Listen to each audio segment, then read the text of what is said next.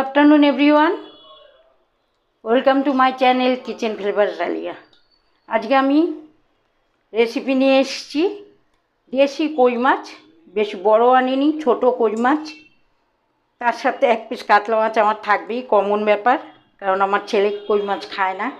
এই মাছ দিয়ে ফুলকপি আলু দিয়ে ধনেপাতা দিয়ে ঝোল।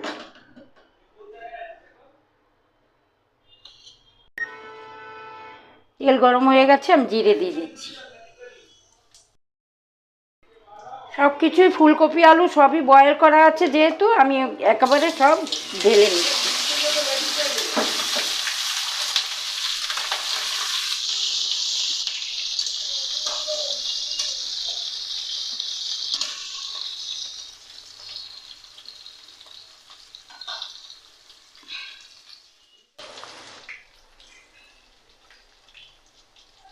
এখানে মশলা নিয়েছি, পেঁয়াজ খুবই অল্প, আদা, ধনে, গোটা ধনে, গোটা জিরে, লঙ্কা, টমেটো আর হলুদ দিয়ে দিয়েছি। এবার আমি মশলাটাকে দিয়ে দেব।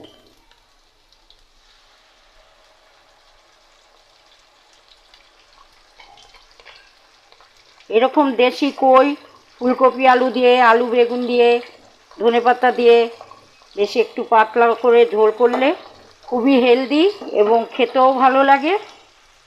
বাচ্চাদের পক্ষে, বয়স্কদের পক্ষে তো খুবই ভালো। বয়স্ক এজের যারা আছেন আমাদেরও খাওয়া উচিত, কারণ এখন আর তেল মশলা বেশি না খাওয়াই ভালো, মানে বেশি রিচ মশলা। মাঝে মাঝে এই ধরনের তাজা মাছ যদি আমরা একটু বেশ ঝোল করে নিই পাতলা, ভালো লাগে।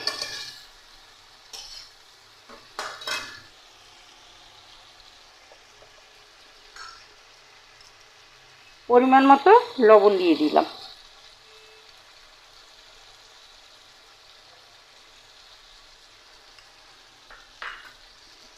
এই মশলার বাটিতে একটু গরম জল নিয়ে দিয়ে দিচ্ছি।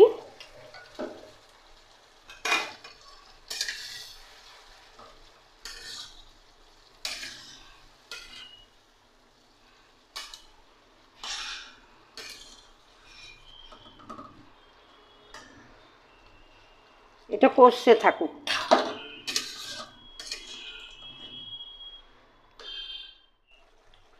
ভাজা মাছগুলো আমি দিয়ে দিচ্ছি।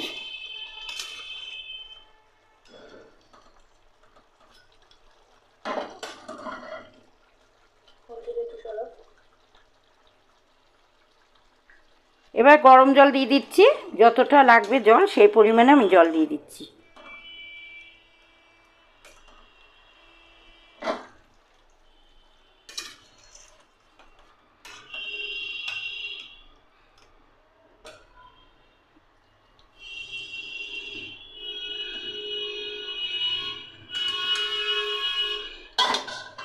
ঝোলটা ফুটে উঠুক, পরে আমি ধনেপাতা দেব। ফুলকপি আলু কই মাছের ঝোলটা রেডি। এবার আমি ধনেপাতা ছড়িয়ে দিয়ে নামিয়ে তোমাদের দেখাচ্ছি।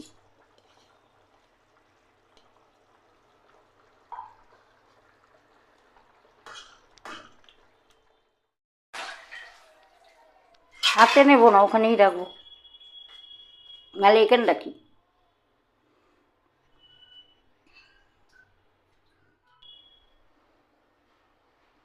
আলু ফুলকপি দিয়ে কই মাছের ঝোল তোমাদের কেমন লাগলো আমি জানি না।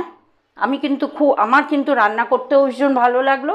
রান্না করে আমি খুব খুশি। এই কই মাছের এরকমভাবে ঝোল, এই যে এই ঝোলটা করেছি, এটা সবার পক্ষে ভালো, স্বাস্থ্যকর। এই ধরনের ঝোল তোমরাও করবে।